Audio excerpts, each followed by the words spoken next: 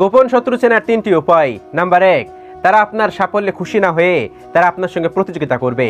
আপনি ভালো একটা গাড়ি কিনেছেন, তারা এই সাফল্য দেখে খুশি হবে না, তারা প্রতিযোগিতা শুরু করবে। তাদের একটা গাড়ি নেই কেন, তাদের একটা বাড়ি নেই কেন, আপনি একটা বাড়ি করে ফেলছেন, আপনি একটা গাড়ি করে ফেলছেন, এই প্রতিযোগিতায় তারা ব্যস্ত হয়ে যাবে। সবসময় মনে রাখবেন, এরা কিন্তু আপনার গোপন শত্রু। আর এই গোপন শত্রু থেকে দূরে থাকুন। এই গোপন শত্রু কিন্তু বিভিন্ন রকমে আপনার ক্ষতি করার চেষ্টা করবে। আপনি যতই তাদের সাথে বলেন, যতই হাসি খুশি চলেন, তারা সবসময় আপনার গোপনে শত্রুতা করবে। আপনার সাফল্য দেখে তারা কখনোই খুশি হবে না। এরা হচ্ছে আপনার গোপন শত্রু। নাম্বার 2, তারা সবসময় আপনার শত্রুদের সাথে সম্পর্ক রাখবে। যারা আপনার শত্রু, তাদের সঙ্গে দেখবেন তাদের অনেক বেশি উঠাবাসা, তারা অনেক ভালো, তাদের সঙ্গে কথা বলে, তাদের সঙ্গে চা খায়, অনেক ভালো ভালো সম্পর্ক। কিন্তু সবসময় মনে রাখবেন, তাদের সাথে, সেই শত্রুদের সাথে কিন্তু আপনার সম্পর্ক নেই, কিন্তু আপনার এই পরিচিত মানুষদের কিন্তু অনেক ভালো সম্পর্ক। সবসময় মনে রাখবেন, এরা আপনার সামনে অনেক ভালো দেখালেও এরা কিন্তু গোপনে আপনার শত্রু।